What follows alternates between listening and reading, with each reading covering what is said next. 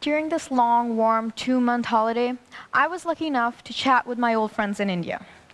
During the conversation, the gossip was essential, but as well as the events around the town going on. During the conversation, my friend mentions this: the rape case of a 9-year-old in broad daylight. Usually when I hear such cases, I swirl into a conversation about child abuse or women's safety in India. But this time something caught me off guard. It was when my friends mentioned that the rapist was from an upper caste. Caste? Caste system, what was it? I had no idea. And I had to research about how it could be related to rape cases. So, I found out that caste system is a system that divides Hindus into rigid hierarchical groups based on their karma, work, and dharma, duty. Pretty simple, isn't it? Well, not so much. You see, you might see India as a country that is known for its festivals, culture, diversity, and food, especially the food. I love the food there, but lately it has evolved into a country that faces fear. It is brought up or heard in media related to the crime happening there. India changed, but not most Indians, and nor did their way of thinking. Indians are divided into 4 main ways: states, by language, religion, and castes. India is a vast country with a humongous population, as you all must know. Ideas don't tend to convey well amongst a large group of people. A game played amongst kids is called Chinese Whisper. It's a game where a large group of kids pass along a sentence to each other. At the end of the game, this sentence usually turns into a mumble jumble. For example, if the sentence started off like, "I ate an apple," it turns into, "An apple ate me." I use this example here to present how the idea of caste system was passed around in India. It was passed with enthusiasm, but over time the concept changed. It was now something you were born into and not something you could improve. It was like the Hogwarts houses you choose, or Gryffindor stuck in Hufflepuff. India was a poor country, and people tended to live in small communities altogether. Ideas didn't convey well amongst people, but the news traveled fast. People love to gossip, and as a way they get close to each other. It gives them a feeling of sharing secrets. And in these small cities, ideas traveled faster than the Wi-Fi connection.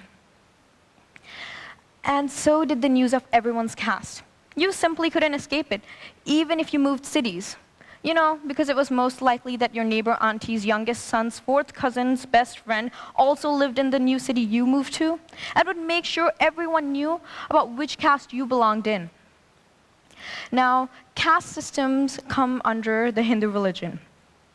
And when the word religion is mentioned, everyone's ears prick up. It's quite a sensitive topic, but also a topic that catches people's attention the most.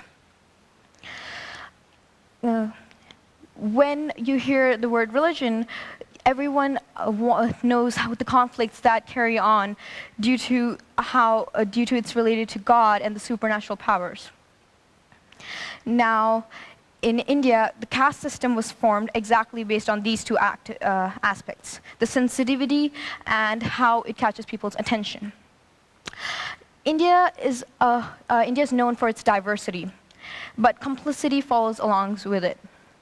You see, the land is divided into different states. In different states, people have different cultures and speak different languages. But another layer of division appears to be in the country. It's the castes.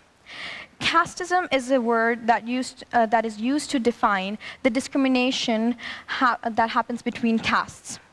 In India, there are 5 main castes: Brahmin, Kshatriya, Vaishya, Shudra, and Dalits. Brahmin is the highest caste, where Dalits are the lowest. As you can see in this image, Dalits are not even included in the pyramid. And that's the sad reality. Dalits the lowest caste always ends up hiding in the shadow of the upper caste. If you look carefully at the image, there are job description under each title. So what does that mean? Well, this caste system was originally made to classify people by their jobs, but as well as allow poor people to make economic advancements in life. But the concept did change, as I said before. Before there was a proper government or an education system in India, the man of the family learned how to clean streets, for example, and did it for the rest of his lifetime. When he had a kid, he taught his kid to do the same thing. And so the skill was passed down generations. Now, in MYP Maths, we have an investigation assessment. During this investigation assessment, we use our knowledge from our previous units and apply it to a completely new scenario. In India, the education system is a little different. Here, you're given the formula and you apply it to a harder situation, similar but harder. So, as the government was developed and there was an education system in India, the government noticed that majority of the Indian population was from lower caste and uneducated. So they decided to give reservations to kids at school, to lower caste kids at school. As kids were open to more knowledge, they aspired to be more than just a cleaner. Now Indians were in trouble, because as long as they were given the formulas, they could solve the problem. But in this new scenario, they had no idea what to do. And so they decided that whatever caste you had goes down to your kids and maybe branches out to a lower subcaste. So now in India, a country known for its diversity festival cultures discriminates between 3,000 castes and 25,000 subcastes.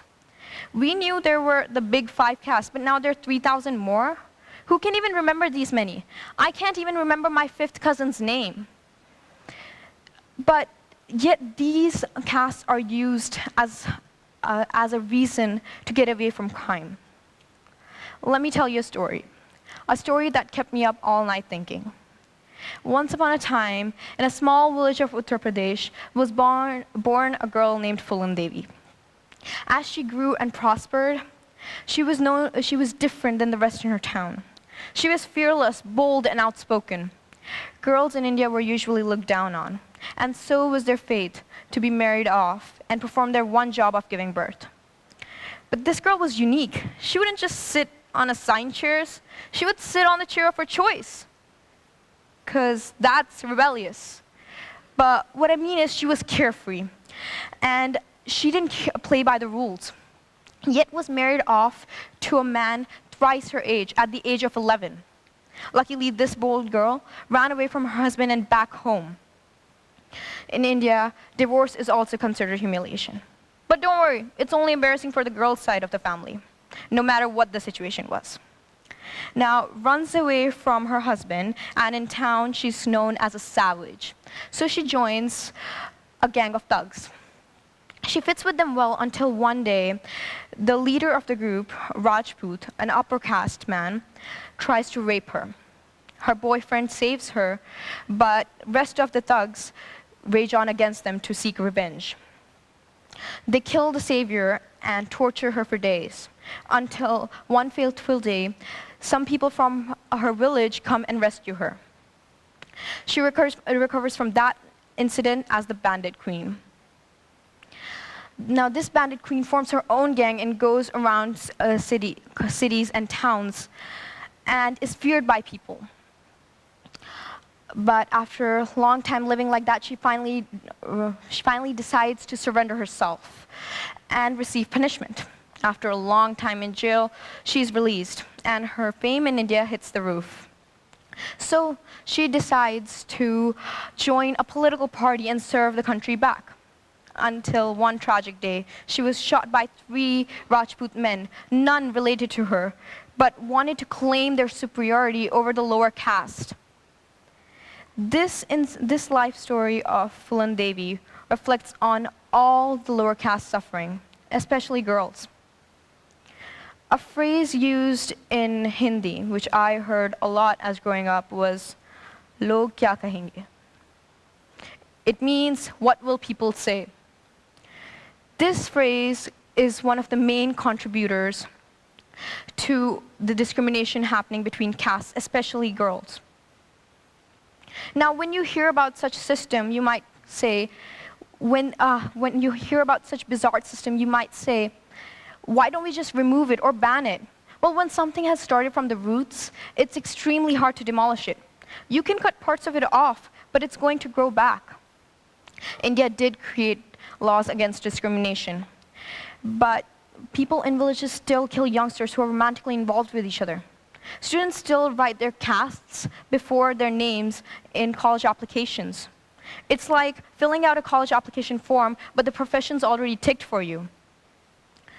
Now, what we didn't understand was what were the roots to this system. Sure, it could be our extended imagination. But there was something more basic than that. It was education. The Borgen Project is a project that helps countries cope with poverty. And this project suggested India 2 ways to improve their education system. The first way was to have quality education. To have a quality education, you have to have qualified teachers. In 2011, teachers were given an assessment to judge their knowledge, and 99% of those teachers failed. If educators themselves don't know what they're teaching the students, how are the students supposed to look at different views and be more open-minded, creative? The second was to remove politics from education. Now, this is an aspect this is a place of improvement for every country. They need to remove the political side from the political bias from education. Because the kid grows up looking at that one direction and ignoring the rest because that's what he's told. And when he grows up to being an adult, he can't open himself to these other point of views. And that's when we call him ignorant. It's like the countries shielding the kids from the right information.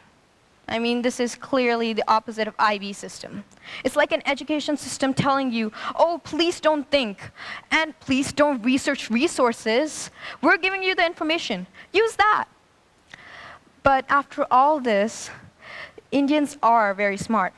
But as Albert Einstein said, intelligence, the measure of intelligence is the ability to change. The one ability that most of us lack, and yet the most important one. If a country doesn't change, they can't improve the places they're lacking in.